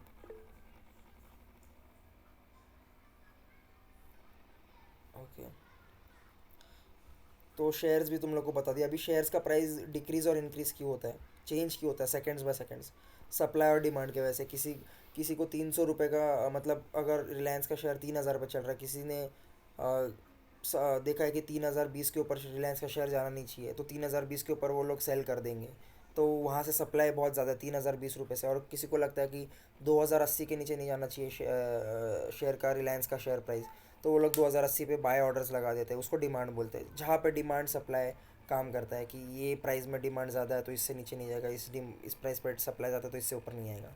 फिर अर्निंग एंड एक्सपेक्टेशंस, कि शेयर्स का अर्निंग का एक्सपेक्टेशन क्या है, वो फुलफ़िल कर रही है कि नहीं क्वार्टरली रिजल्ट्स में, उसके वजह से ऊपर नीचे जा सकता है स्टॉक। सेंटीमेंट्स होता है स्टॉक्स का, कैसा सेंटीमेंट दे रहा है। रिलायंस अच्छा सेंटीमेंट देता है बिकॉज अभी के गवर्नमेंट से रिलायंस इज़ वेरी मतलब अच्छे से अलाइंड है, तो वैसे कोई दिक्कत नहीं देता है। फिर इकोनॉमिक इंडिकेटर्स, इकोनॉमी कैसा चल रहा है, जीडीपी कैसा चल रहा है, बहुत सारे फैक्टर्स है, उसके वजह से स्टॉक प्राइस चेंज होते हैं। वॉल्यूम की वजह से कि लोग कितना खरीद रहे हैं, वॉल्यूम क्या है वो स्टॉक के अंदर। टेक्निकल्स, अब ये मेन चीज़ है टेक्निकल्स, जो लोग ट्रेड भी करते हैं इन्वेस्ट भी करते हैं, दोनों को जान लेना ज़रूरी है कि टेक्निकल्स क्या होता है।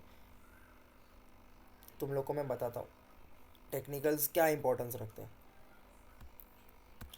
कोई एक शेयर का तुम लोग नाम बताओ, मैं वो उसका टेक्निकल्स खोलूँगा। टाटा पावर, टाटा मोटर्स, कोई भी नाम बताओ तुम लोग, कोई चैट पे कोई भी एक कंपनी का नाम लिख दो जिसका मैं चार्ट खोलूँ।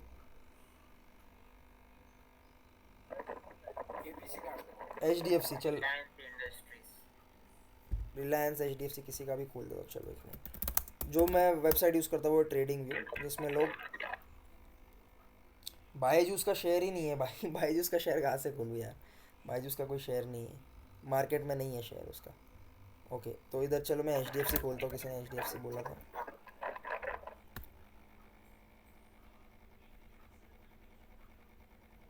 ये देखो, ये होता है चार्ट, जिससे लोगों को समझता है, जो लोग ट्रेड भी करते हैं, ट्रेडर्स के लिए तो ये बहुत इंपॉर्टेंट है। ये कैंडल स्टार, इसको टेक्निकल्स बोलते हैं।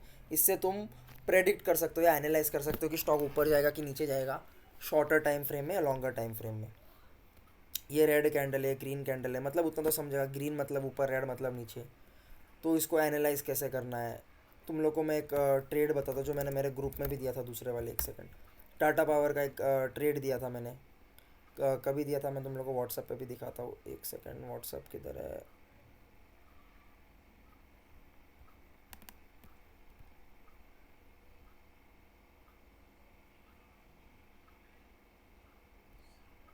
एक सेकंड, ओके।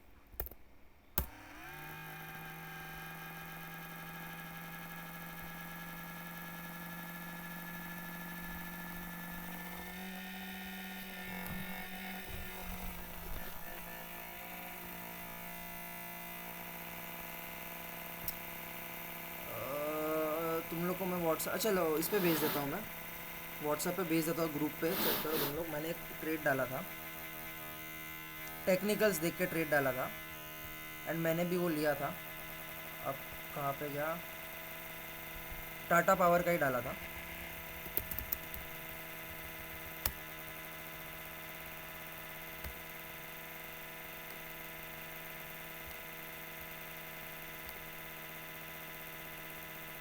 टाटा पावर तुम लोग को मैं दिखाता हूँ। टाटा पावर ये ग्रुप में मैं डाल रहा हूँ। एक सेकंड, तुम लोग व्हाट्सएप ग्रुप खोल के देखो एक बार, मैं कुछ डाला है वो चेक कर लो एक बार। आया तो मेरे को बताओ, आया है क्या उसमें, देखो ज़रा। किसी को दिखा जीमेट मैंने कुछ डाला है, प्लीज़ चेक करो आया है क्या व्हाट्सएप ग्रुप में। यस, आया है ना, सब लोग उधर चेक करो मैंने क्या डाला है। Tata power above 390 rupees can touch 410, 418, 427। ये मैंने दूसरे ग्रुप में डाला है जिसमें मैं शेयर्स का सजेशंस डालता हूँ कभी कभी। ये मैंने क्यों डाला, टेक्निकल्स देख के, जो चार्ट है इसमें टेक्निकल्स देख के। Will get out if price goes below 367, मतलब मैं एग्जिट कर जाऊंगा, मैंने अगर 390 के ऊपर खरीदा तो, अगर प्राइस 367 के नीचे गया तो। अभी टाटा पावर चल रहा है 380 का, मैंने कब दिया था देखो, उधर डेट भी दिया है 5 मार्च का, ग्रुप में देख लो जो फोटो डाला है। 5 मार्च को प्राइस था ये देखो 375 के आसपास, जब 390 पार किया मैंने ख़रीदा, ये मेरा, ये भी देख लो जीरोदा का ये ऑर्डर बुक, देखो कितने पे खरीदा मैंने टाटा पावर, 392 पे खरीदा, दिख रहा है ये, दिख रहा है क्या? प्लीज़ म्यूट में बोल दो तुम लोग, दिख रहा है कि नहीं? Yes no? 392 पे मैंने खुद खरीदा, और मेरा हाँ दिख रहा है। ये जो मेरा 392 पे मैंने जो खरीदा, और मेरा जो पहला टारगेट था 418 रुपीज़, उस पर मैंने बेच दिया, जो मैंने व्हाट्सएप ग्रुप पे भी लिखा है कि आई विल एग्जिट अराउंड 418 410 418 427। और स्टॉक टच करके कितना आया था Tata power, high all time high दिया था अभी 434 का ऑलमोस्ट। ये मैंने दिया था 5 मार्च को, और इसने ऑल टाइम हाई टच किया था 7 मार्च को, 2 दिन बाद। इसका मतलब ये मैं नहीं बोल रहा कि मैंने जो दिया वो 2 दिन के अंदर ही हो गया, वो 2 महीना भी लग सकता था, कितना भी टाइम लग सकता था, बट मैंने ये चार्ट एनालाइज़ किया, क्यों ऊपर गया वो भी मैंने एनालाइज़ किया, इसके वजह से मैं दे पाया। तो अब ये सेशन में तो मैं टेक्निकल्स नहीं बता रहा हूँ, ये सेशन था बेसिक के ऊपर। अब टेक्निकल्स किसी को अगर सीखना है, ये इन्वेस्टमेंट के लिए भी ज़रूरी है, ऐसा नहीं है कि इन्वेस्टमेंट सिर्फ फाइनेंशियल्स के ऊपर देखोगे, फंडामेंटल्स के ऊपर देखोगे, वो दूसरा तरीका है स्टॉक एनालाइज करने का, फंडामेंटल्स की, फाइनेंशियल्स कैसे, हालात कैसे, वगैरह वगैरह, वो इन्वेस्टमेंट के लिए है, ट्रेडिंग के लिए ऑलमोस्ट कोई यूज़ नहीं करता फंडामेंटल्स। तो अब ये जो है टेक्निकल्स, ये टेक्निकल्स अगर तुम लोग को सीखना है, ठीक है, टेक्निकल्स और फंडामेंटल दोनों ही सीखना है, ये दोनों का अलग से सेशन रखूँगा मैं, वो भी बेसिक सेशन ही रहेगा, तुम लोग को बेसिक पता चलेगा, तुम लोग एनालाइज कर पाओगे कि स्टॉक ऊपर जाएगा या नीचे जाएगा, मेरे को ख़रीदना चाहिए कि नहीं ख़रीदना चाहिए अभी, एंड ब्ला ब्ला जो भी है। तो उसके लिए I am keeping a session जो कि पेड रहेगा, ये फ्री सेशन था जो कि पेड रहेगा, बिकॉज ऑफकोर्स मैं मेरा टाइम दे रहा हूँ, तो ऑफकोर्स आई विल एक्सपेक्ट कि थोड़ा वैल्यू मिले मेरे टाइम को। एंड आप लोग भी अगर जब इफ़ यू पे समथिंग, तो आप लोग को भी लगेगा यार हाँ मैंने पैसा दिया है तो मेरे को अटेंड करना चाहिए, वो सीरियसनेस आप लोग में भी आएगा। विच ये इन्वेस्टमेंट के लिए भी, लॉन्ग टर्म इन्वेस्टमेंट के लिए भी चार्ट देखना ज़रूरी है, एंड ट्रेडर्स जो करते हैं उनके लिए तो 101% ज़रूरी है, ठीक है। तो मैंने जो प्राइस रखा था स्टार्टिंग में वो था 1000 रुपीज़, ऑलरेडी 3-4 लोग ज्वाइन कर चुके हैं, उसका मैंने अभी तक सेशन लिया नहीं है, फंडामेंटल्स और टेक्निकल्स दोनों का, बट मैंने वो चेंज करके, मैंने सोचा 1000 रुपीज़ बहुत ज़्यादा हो जाएगा तुम लोग के लिए, तो मैंने वो चेंज करके सोचा था कि 700 करूँगा, बट फिर 3-4 लोगों ने बोला कि 700 भी ज़्यादा है, तो मैंने वो कम करके एकदम 469 किया था। इसमें दोनों सेशंस इंक्लूड है, ठीक है, इसमें दोनों सेशंस इंक्लूड आ जाएगा, ठीक है। और तुम लोग को कभी भी कोई भी हेल्प चाहिए रहेगा, तुम लोग कभी भी मेरे को कॉल कर सकते हो, ठीक है, और पूछ सकते हो ये सेशंस के बाद कि भाई मेरे को ये नहीं समझा, मेरे को ये वापस बताओ, ये स्टॉक्स कैसा है मेरे को बताओ, मैं एनालाइज कर रहा था या कर रही थी, इसमें ख़रीदना चाहिए कि नहीं है अभी या नहीं ख़रीदना चाहिए, वो वाला भी तुम लोग को ये मिलेगा। तुम लोग को मैं एक ग्रुप में ऐड करूँगा, अलग ग्रुप में, जिसमें हम लोग हमेशा डिस्कस करते रहेंगे ये स्टॉक्स अच्छा है कि नहीं अभी के लिए, ये स्टॉक में इन्वेस्ट करना चाहिए कि नहीं, ये ट्रेड करना चाहिए कि नहीं स्टॉक में, एंड सो ऑन। तो 2 सेशंस मिलेगा तुम लोग को 469 रुपीज़ पे। एक प्रीमियम ग्रुप पे रहेगा जिसमें मैं हफ्ते में 2-3 ट्रेड दूंगा, ठीक है, वो भी मिलेगा तुम लोग को। ऑन कॉल सपोर्ट मिलेगा, कभी भी तुम लोग कॉल करो या तुम लोग गूगल मीट करना, मैं अवेलेबल हो, आप अवेलेबल हो तो हम बैठ जाएंगे। तो 469 पे तुम लोग को 2 सेशंस मिलेगा, और ये मिलेगा ऑन कॉल सपोर्ट और प्रीमियम मिलेगा, ठीक है। तो ये 469 पे होगा। अरे ये क्या आ गया, ठीक है। तो 469 पे तुम लोग को टेक्निकल सीखने को मिलेगा, फंडामेंटल्स भी सीखने को मिलेगा।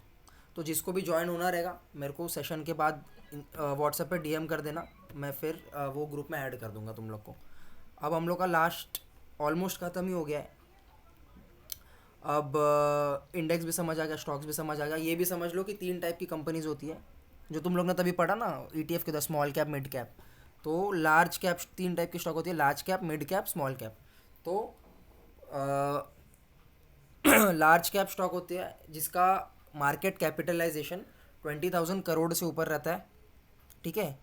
एंड मिड कैप वो होता है जिनका 5,000 से 2,000 करोड़ के बीच में रहता है मार्केट कैपिटलाइजेशन, मार्केट कैप जिसको बोलते हैं, और स्मॉल कैप का 5,000 करोड़ से कम, ठीक है। अब मार्केट कैपिटलाइजेशन क्या है तुम लोग वो पूछोगे, ठीक है। मार्केट कैपिटलाइजेशन मतलब कंपनी का जो शेयर्स है, जितना शेयर्स ट्रेड कर रहा है मार्केट के अंदर, ठीक है, मल्टीप्लाइड बाय शेयर प्राइस, जितना शेयर का जितना प्राइस है।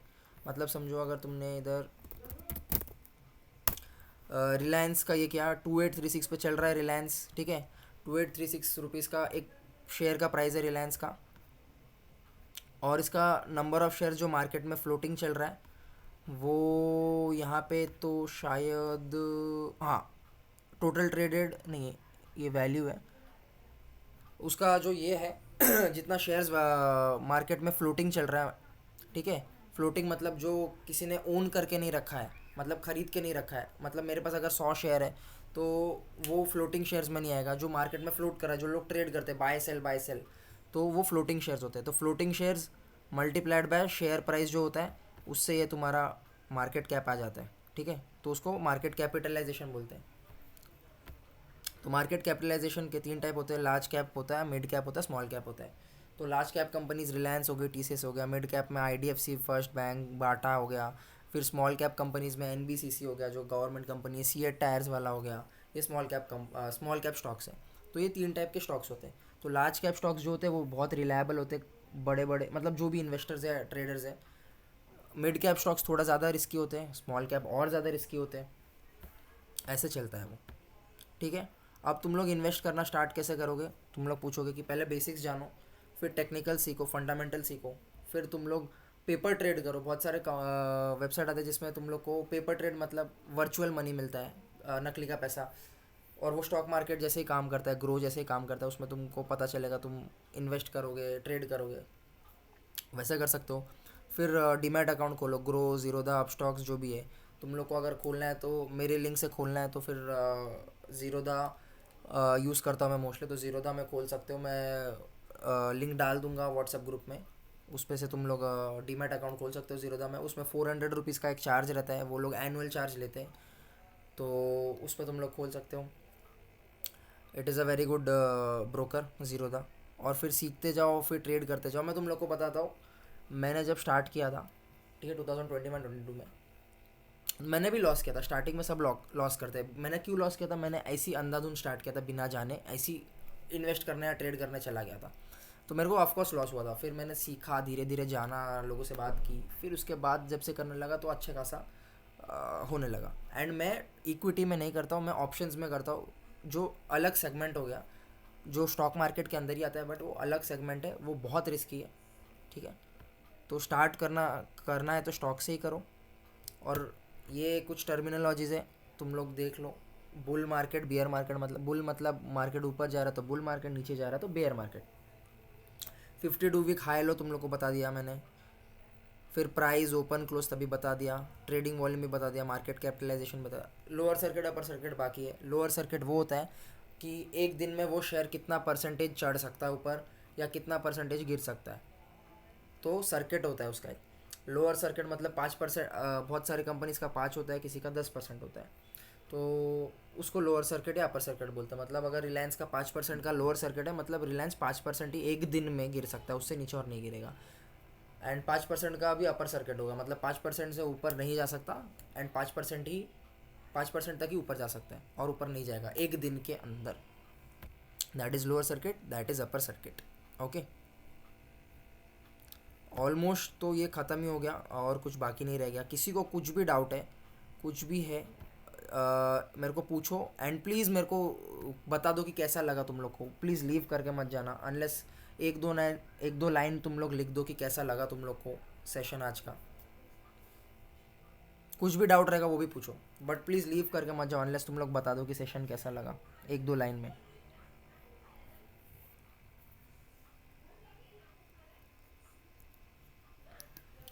कुछ भी डाउट रहेगा वो भी पूछ लो, बट प्लीज़ फीडबैक दे के जाओ यार कैसा सेशन था, कम से कम एक दो लाइन में कि कैसा लगा, कुछ इम्प्रूव करूँ मैं या नहीं।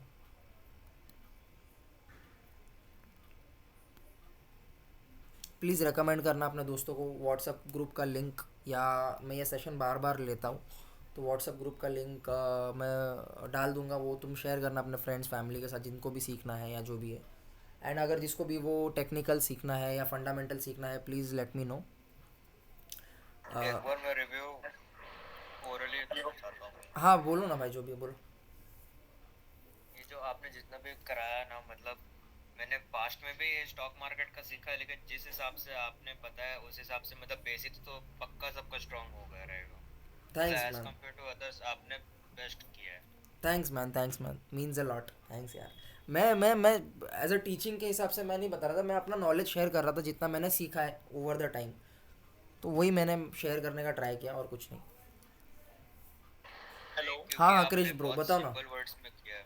थैंक्स राज भाई। हाँ क्रिश ब्रो बताओ। मैं ये कहना चाह रहा था कि आपको इंडिकेटर यूज करते हो क्या, क्योंकि at the same time when I had a chat with you right, you remember I guess. I really don't, but ठीक है बताओ ना क्या बोल रहे थे, थोड़ा सा मेरे। मतलब मैं ये कि लर्निंग के बाद ही मतलब ये है कि मतलब ठीक है सीख रहे धीरे धीरे, मतलब डाउट्स है कि अभी क्योंकि एकदम से अगर लर्न कर रहे हैं तो लगता है कि यार सीख गए भी डाल दे, बट वो एक कॉन्फिडेंस बिल्ड नहीं हाँ होता। यस यस, कॉन्फिडेंस बिल्डिंग का बहुत ये रहता है, मेरा भी था पहले कि मेरा भी था पहले ऐसा। बिकॉज क्योंकि आजकल देख रहे हैं यूट्यूब पे इतने सब लोग हैं तो लगता है यार सीख गए, बट वो कॉन्फिडेंस बिल्ड होने की बात है, वो कॉन्फिडेंस बिल्ड ही नहीं हो रहा। हाँ तो क्या कर सकते हैं अपन, we can do one thing is, बाकी लोग प्लीज़ यार कुछ डाउट रहेगा तो प्लीज़ पूछो, या तो प्लीज़ थोड़ा एक दो लाइन लिख के जाओ, तब तक मैं क्रिश भाई से बात कर रहा हूँ, प्लीज़ एक दो लाइन लिख दो रिव्यू का, सजेशन का, जैसा भी तुम लोग को लगाओ। बाकी जो लोग जिसने भी नहीं लिखा हो प्लीज़ यार कुछ भी इम्प्रूवमेंट रहेगा वो भी लिख दो। हाँ तो क्रिश भाई मैं बोल रहा था कि आपको किस में करना है, इक्विटी में करना है, शेयर्स में करना है, बराबर। बराबर एफएनओस में भी देख सकता हूँ, बट एफ एन ओ भी देख सकते हो, ठीक है चलो मैं तुमको बताता हूँ। अभी ये जो मैं अभी जो दो इसके बाद जो सेशन लूँगा, जो मैंने बताया टेक्निकल्स और फंडामेंटल, जो पेड रहेगा ठीक है, 469 रुपीज़ का होगा। तो उसमें हम लोग ने लाइव ट्रेडिंग नहीं रखा है, बट हम लोग और एक कोर्स मैं एंड मेरा फ्रेंड एक, हम दोनों मिलके स्टार्ट करने वाले हैं, which is a course on F N O, ठीक है, फ्यूचर एंड ऑप्शन। वो थोड़ा एक्सपेंसिव होगा, उसमें हम स्टार्टिंग से बताएंगे एडवांस तक कि फ्यूचर एंड ऑप्शन ट्रेडिंग कैसे कर सकते हो, ओके। ठीक है। एंड उसमें हम लाइव ट्रेडिंग भी रखेंगे, ओके, ओके कि ओके 3 to 4 डेज़ का लाइव ट्रेडिंग रहेगा। आप लोग सीखने के बाद फिर हमारे साथ लाइव ट्रेडिंग करने भी बैठ सकते हो, गूगल मीट पे हम लाइव ट्रेडिंग करेंगे, कैसे हम एनालाइज करते हैं, हम क्या देखते हैं, कौन सा स्ट्राइक प्राइस चूज़ करते हैं, वो सब तो हम कोर्स में भी बताएंगे। बट हम फिर लाइव ट्रेडिंग में भी आपको कॉन्फिडेंस आएगा कि हाँ यार ये ट्रेड ले रहा है तो मैं भी ले लेता हूँ। मेरे को भी पहले डर लगता था, नो डाउट, बट फिर मैं धीरे धीरे करते करते, देखो स्टार्टिंग में you have to accept losses, ऐसा नहीं है कि तुमको लॉस होगा ही स्टार्टिंग में, वो नहीं बोल रहा हूँ मैं, correct. But you will have to try and start accepting that loss कभी ना कभी होगा ही। यू कैन नॉट क्या बोलते हैं उसको, एस्केप लॉसेस। कोई बड़ा इंसान भी रहेगा 1000 करोड़ का भी, जिसके पास पैसा रहेगा वो भी ट्रेड करता रहेगा, वो भी लॉस करता होगा, ऐसा कोई ज़िंदगी में इंसान नहीं है जिसने लॉस नहीं किया होगा। तो लॉस एक्सेप्ट करना सीखना पड़ेगा। हाँ मैंने भी लॉस किया स्टार्टिंग में, मैं बताता हूँ, मैंने जब बिना ऐसी एक दो वीडियो देख के यूट्यूब का स्टार्ट किया था, ठीक है, ऑप्शंस ट्रेडिंग की बात कर रहा हूँ मैं, विच इज़ वेरी रिस्की। तो उसमें मेरा ऑलमोस्ट 30-40 थाउजेंड का कैपिटल था, वो मैंने पूरा ब्लो अप कर दिया था, पूरा उड़ा दिया था। स्टार्टिंग की बात कर रहा हूँ, 2 साल पहले की, 2-2.5 साल पहले की बात कर रहा हूँ। हाँ हाँ हाँ। तो उसके बाद फिर मैंने भाई माइंडसेट बनाया कि नहीं मेरे को सीखना है, फिर करना है। तब मैं स्टॉप लॉस वगैरह कुछ नहीं यूज़ करता था, ऊपर जा रहा है मार्केट तो खरीद लिया कॉल, नीचे जा रहा है तो पुट खरीद लिया, फिर बस ऐसी।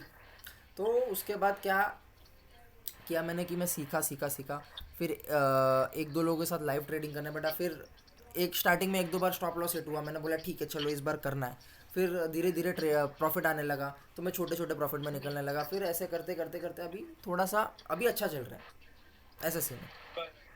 मतलब यही है और क्या कहते हैं, मतलब आपने जो कहा ना कि जो पेपर मनी से करो उससे करा, उसमें ठीक है थोड़ा बहुत रिजल्ट भी आया, but the thing is overall problem क्या है ना, ग्रीडीनेस है। हाँ ये तो खुद पे ही डिपेंड करना पड़ेगा कि भाई देखो मेरा आज का टारगेट था, या समझो मेरा इतना टारगेट था कि भाई मेरा 800-1000 रुपये आ गए ना आज का, बस मैं बंद करूँगा, मेरे को इस पे नहीं देखना, और भाड़ में गया पैसा, भाड़ में गया मार्केट, मैं बंद कर रहा हूँ स्क्रीन, नहीं देखना मेरे को। बिल्कुल बिल्कुल वही है, वही सेट। और एक मैं तुमको ईजी चीज़ बताता हूँ कि जितना तुम्हें प्रॉफिट हुआ है ना, ठीक है, अगर समझो तुम्हें दिन स्टार्टिंग में 800 रुपये का प्रॉफिट हो गया, वो 800 रुपये कैश में लेके आओ, ठीक है, तुम्हारे सामने रखो वो 800 रुपये का कैश। अब तुम सोचो ये तुम्हें 800 रुपये मिल गया ऑलरेडी, ये तुमको खोना है क्या अभी? नहीं ना। तो वो एक तुम्हारा एक साइकोलॉजी डेवलप होगा कि नहीं भाई इधर कैश दिख रहा है मेरे को 800 रुपये, मतलब बहुत ज़्यादा है, वो स्क्रीन में पता नहीं चलता 800 बहुत ज़्यादा है, बट इधर कैश में दिख गया ना 800 बहुत ज़्यादा है, तो फिर तुम अपने आप ही बंद कर दोगे, नहीं भाई रहने दो, 800 आ गए ना बहुत है आज के लिए। बिल्कुल बिल्कुल। और ब्रदर मेरे को ये पूछना था, डेमो क्लास हो सकती है क्या यार? अगर डेमो क्लास है तो थोड़ा सबके लिए रहेगा कि माइंडसेट बना सकते हैं कि चल ठीक है हम लोग डेमो क्लास अटेंड करते हैं। ऑप्शंस का देखो, ऑप्शंस का ना फिलहाल तो मैं स्टार्ट नहीं कर रहा हूँ, टेक्निकल्स का और क्या बोलते हैं फंडामेंटल जो है, अभी ये बेसिक सेशन है जो टेक्निकल्स और फंडामेंटल्स का 469 रुपीज़ का, तो ठीक है। वो अलग हो गया। ऑप्शंस का जो है वो मैं और मेरा me and my partner will start from April.